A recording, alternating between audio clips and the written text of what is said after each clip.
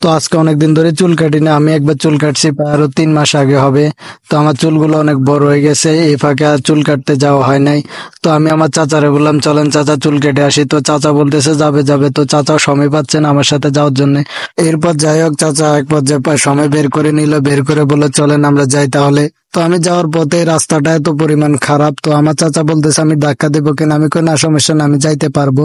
তো রাস্তাটা আসলে অনেক খারাপ ছিল, তো ইটের রাস্তা, তো ভাঙ্গাচুরা। আর রাস্তার দুই পাশে বেরি দেখতেছেন, যখনই পড়ে যাবে একবার এক সাইডে পানি আর এক সাইডে শুকনো আছে, পরে গেলে আর উঠতেও পারবো না এমন পর্যায়ে আছে। তো আমার চাচা বারবার বলতেছে চাচা আমি কি ধাক্কা দিব কিনা। পরে আমি বললাম না, ধাক্কা দেওয়ার দরকার নাই, আমি ইনশাল্লাহ যাইতে পারবো, কারণ আমার ওই অভিজ্ঞতা আছে।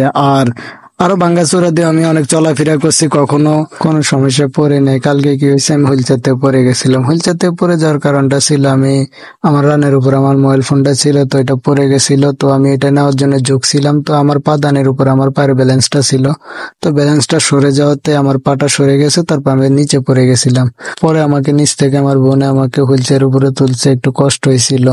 যাই হোক, অবশেষে আমরা কিন্তু সেলুনে আসছে। আসার পর আমি বললাম ভাই চুল কাটবো, তো ওই ভাই বলতেছিল আপনাকে সেলুনের ভিতরে ঢুকতে হবে। পরে আমার কাকু কি করলো, ক্যামেরাটা রেখে আমাকে ভিতরে ঢোকার জন্য সাহায্য করছে। যাই হোক, পরে ভিতরে আসার পরে সেলুন ভাইকে বলতেছে ভাই আপনি একটা কাজ করবেন, আমার ভাতিজাকে এমন ভাবে চুল কেটে দিবেন যেন আমার ভাতিজার হিরোর মতন লাগে। পরে আমি হাসতেছিলাম যে, তো ওদিক দিয়ে সেলুনওয়ালা ভাই বলে উঠলো যে ভাই অবশ্যই আপনার ভাতিজার হিরোর মতন কাটিং দিয়ে দিব। আর ওদিক দিয়ে সেলুনওয়ালা ভাই আরো একটা কথা বলছে, সেটা বলছে ভাই আপনার ভাতিজা কিভাবে এই অবস্থায় আসছে, উনি কি জন্মগতভাবে প্রতিবন্ধী নাকি। তখন আমার কাকু বলে উঠলো যে সেলুনওয়ালা ভাইকে যে উনি জন্মগতভাবে প্রতিবন্ধী না, উনি একটা অ্যাক্সিডেন্টের মাধ্যমে আজ হুইল চেয়ার পার্সন হয়ে গেছে। তো ওই ভাই জানতে চাইছিল অ্যাক্সিডেন্টটা কিভাবে হয়েছে। শুধু ওই ভাই না, আমার ভিডিও যারা দেখেন তাদের ভিতরে অনেকে জানতে চাইতেছিলেন যে আমি অ্যাক্সিডেন্টটা কিভাবে করছি বা আমি কিভাবে হুইল চেয়ার পার্সন হয়েছি। তো অনেকে আমাকে ইনবক্স করেন বারবার, আমি অনেকের ইনবক্সে বলছি, তো সবার ইনবক্সে বলা হয় না যে আমার অ্যাক্সিডেন্টটা কিভাবে হয়েছে। তো আজকে আমি বলতেছি যে আমার অ্যাক্সিডেন্টটা কিভাবে হয়েছে। আমার অ্যাক্সিডেন্টটা মূলত আমি 3 তলা থেকে পড়ে গেছিলাম, আমি রঙের কাজ করতেছিলাম। তো অনেকে জানতে চাইছিল যে কিভাবে পড়ছিলেন। তো আমি কিভাবে বলি 3 তলা থেকে পড়ছি আমি নিজেও বলতে পারি না, কারণ আমার সেন্স ছিল না যে আমি কিভাবে পড়ে গেছি। আমি এখনো মনে আনতে পারি না যে আমি কিভাবে পড়ে গেছিলাম। তো যাই হোক, আমি নিচে পড়ে যাই, অনেক গুরুতর ভাবে আহত হই, এমনকি আমার মাথাটা অনেক দূর ফেটে যায়। তারপর আপনার ডান হাত ভেঙে যায়, তারপর ডান হাতের ঘাড় আছে না, ঘাড়ের আসলির হাড়টাও ভেঙে যায়। তারপর আমার বাম পাটা ভেঙে যায়, তারপর মেরুদণ্ড ভেঙে যাওয়ার কারণে আমার নিচের অংশ প্যারালাইসিস হয়ে গেছে।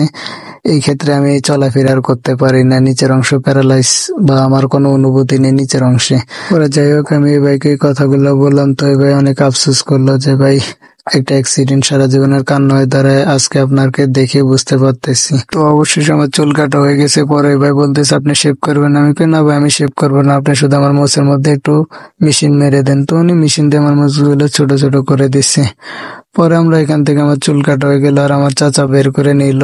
আর দেখবেন বের করার সময় অনেকটা একটু কষ্ট হয়েছে, আর ঢুকানোর সময় আরো কষ্ট হয়েছে। তো আমাদের ভিডিও এই পর্যন্তই ছিল। আর অবশ্যই আমার ভিডিওটা ভালো লাগলে একটা শেয়ার দেবেন, আর আপনার বন্ধুদেরকে বলবেন ফলো করতে। ওকে, আল্লাহ হাফেজ।